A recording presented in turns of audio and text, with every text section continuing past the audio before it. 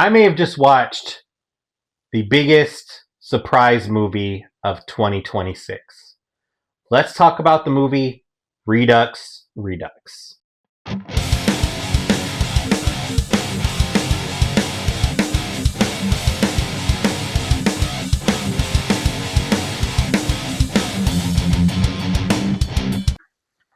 Now, brief synopsis about this movie.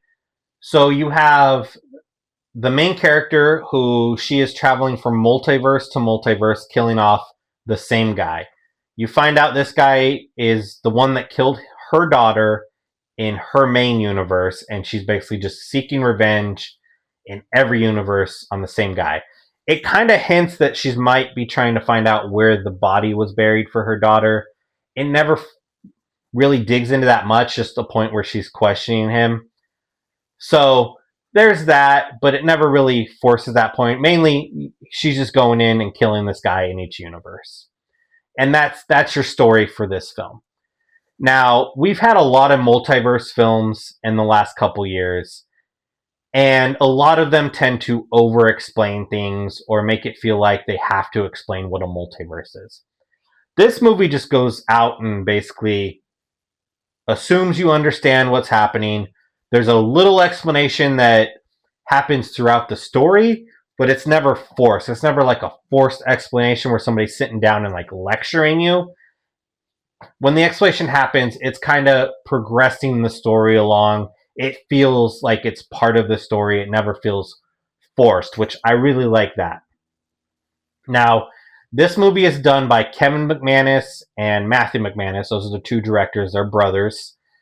I looked at these guys' filmography and I honestly haven't watched anything they've done. So I didn't really know what to expect going into this movie. So I was really surprised at how good it was. And the lead star is Michaela McManus, their sister. So you have this whole family trio that I'm excited to see what their future holds. Because this movie is a great start. I mean, it's not really the start, but for me, for this being my first movie from them, it's a great start for their filmography for me. Now, there are several other actors also in this film.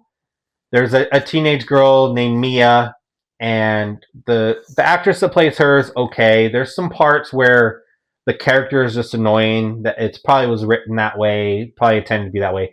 It's not quite Dakota Fanning in War of the Worlds annoying, but there's points where you're just like, will you please just shut up, stop being stupid? That kind of annoying. And then you have the guy that plays the killer. He doesn't really have a huge part for most of the movie. Most of the time, it's just you watching him die or you watching him fight back and then die. There's not a lot to it. At the end, he does have a little bit more of a bigger role. And, I mean, he was okay. He's not really a standout. Your main actress, Michaela, is the standout. And I look forward to seeing more stuff that she's in. You also have some bad acting in this because some of the side characters, like this, specifically this guy that runs a gas station in the movie, I thought his acting was a little bad, but overall, I'm not complaining about it. Michaela's from the beginning to the end, and she carries the movie, and that's what matters because she's the one you're focusing on, and I think she does a fantastic job in the role in this movie. Now, I absolutely love this story. Like, you mix sci-fi with action, with crime thriller, with revenge, and you're making a movie that just speaks to me. It has some really cool kill scenes where she kills off the killer. I think his name's Neville. Some really cool scenes where she does that. There's some cool chase scenes where she's running because she's murdered him and now the police are chasing her or somebody else is chasing her. Things like that. It's got some really cool action scenes there. The sci-fi aspect is cool where she's traveling from multiverse to multiverse. And it has a little bit of a unique twist on the multiverse and people that travel between the multiverses. It's adds some things to the multiverse that I think make multiverse movies better, and I hope to see more things expand on maybe what this movie adds to the multiverse theory or stories in mythology. Not really mythology, but the sci-fi elements of multiverse travel. Now, this movie runs about an hour and 49 minutes. And honestly, it kind of breezes by. I didn't feel like it dragged at all. In fact, once we started getting to the ends and it was obvious we were getting to the end, I was kind of disappointed because I really wanted more. I love that she was traveling to these multiverses. I love seeing the small changes in each multiverse. We only see her do this probably less than 20 times, I think, in the movie. But there's a point in the movie where they kind of hint at she might have been doing this for a long time, like maybe high hundreds to low thousands. We never get an exact number, but it's kind of hinted at.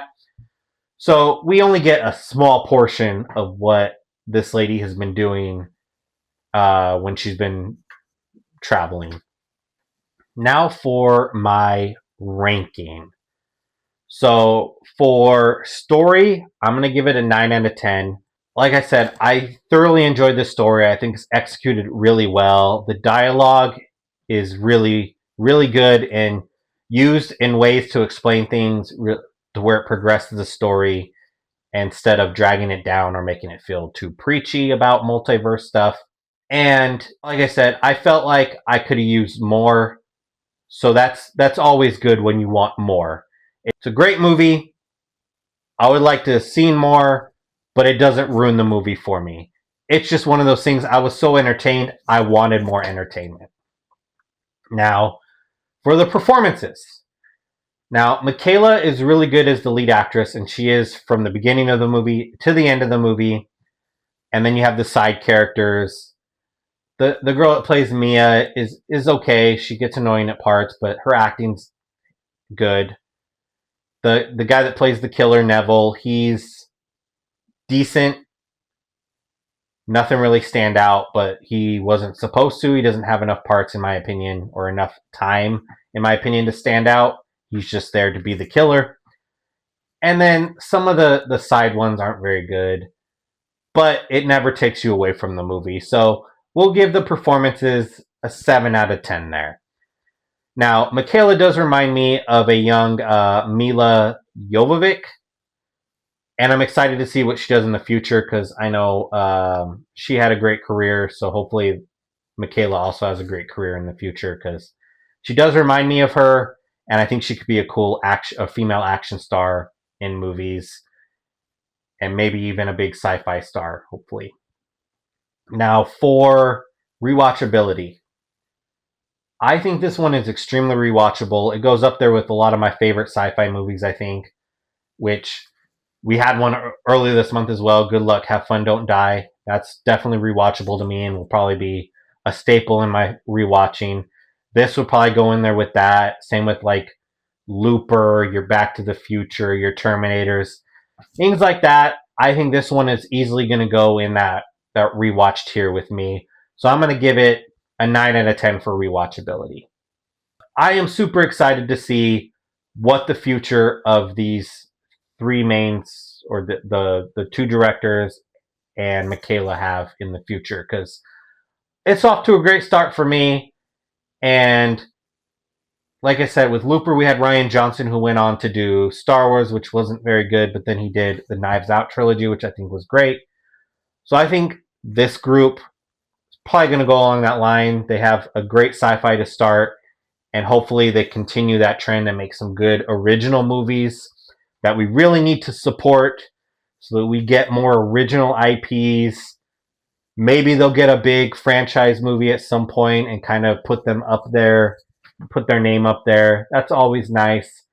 But honestly, like original IPs like this are just so much fun. You never really know what to expect.